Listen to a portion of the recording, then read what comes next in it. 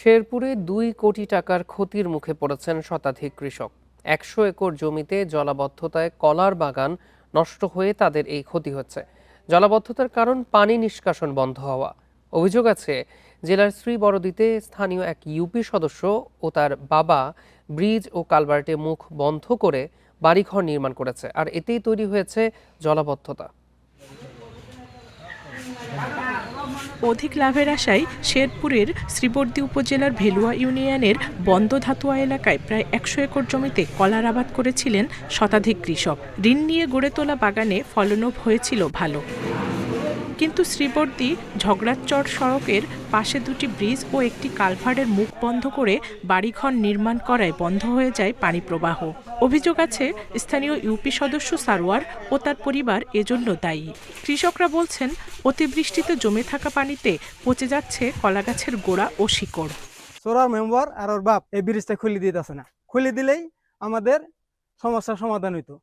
একটু আবাদ ফসল কিছু করা হইতেছে না এগোর জন্য। ব্রিজ আটকায় বাড়ি করছে সরকারি রাস্তা মধ্যে। আমার শত বিঘা জমিন কলার আবাদ পয়সি গেছে গা। নষ্ট কলাগাছ সরিয়ে অনেক কৃষক আমন রোপণের চেষ্টা করলেও জমিতে পানি জমে থাকায় তা করতে পারছেন না। তাই দ্রুত ব্রিজ কালভার্টের মুখ খুলে পানি নিষ্কাশনের ব্যবস্থা করার দাবি তাদের। এই কলা ক্ষেতের প্রায় ১-১.৫ লক্ষ টাকা খরচ, এর মধ্যে একটা হবে চাইলাম না। কলা টলা ধানটা নাগাবার হয় না, কলা টলা সব খাই গেল গা। এখন আমরা সরাই মুক্ত হয়ে চাই। এদিকে সংবাদ সংগ্রহে গেলে সাংবাদিকদের কাজে বাধা দেওয়ার অভিযোগ উঠেছে স্থানীয় মেম্বার সারোয়ার হোসেনের লোকজনের বিরুদ্ধে।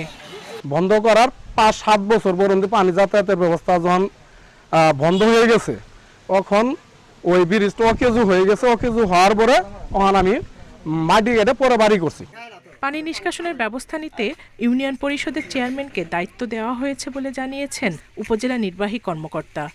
আমরা এই কালভার্টের মুখটা পরিদর্শন করি এবং বলে দেওয়া আছে চেয়ারম্যানকে যে কালভার্টের মুখটা খুলে, যাতে এটা বৃষ্টির পানি যেটা বন্ধ হয়ে আছে মানুষের ক্ষেত এবং কলা এবং ধানের ক্ষেত, এটা যাতে পানি বের হয়ে যাওয়ার ব্যবস্থা করে দেওয়া কালভার্ট। ক্ষতিগ্রস্ত কৃষকদের প্রণোদনার মাধ্যমে সহযোগিতার আশ্বাস দিয়েছে কৃষি বিভাগ। ক্ষয়ক্ষতির পরিমাণ নির্ধারণ করে আমরা আমাদের কৃষি মন্ত্রণালয়ে প্রেরণ করা হয়েছে। পরবর্তীতে যারা বিশেষ ক্ষতিগ্রস্ত তাদেরকে আমরা অগ্রাধিকারের ভিত্তিতে সহায়তা করার জন্য আমাদের উপজেলা পর্যায়ে কৃষি কর্মকর্তাদের তালিকা করার জন্য নির্দেশ পালন করা হয়। দ্রুত জলাবদ্ধতা নিরসন, পানি প্রবাহের প্রতিবন্ধকতা দূর করা এবং ক্ষতিপূরণের দাবি ক্ষতিগ্রস্ত কৃষকদের।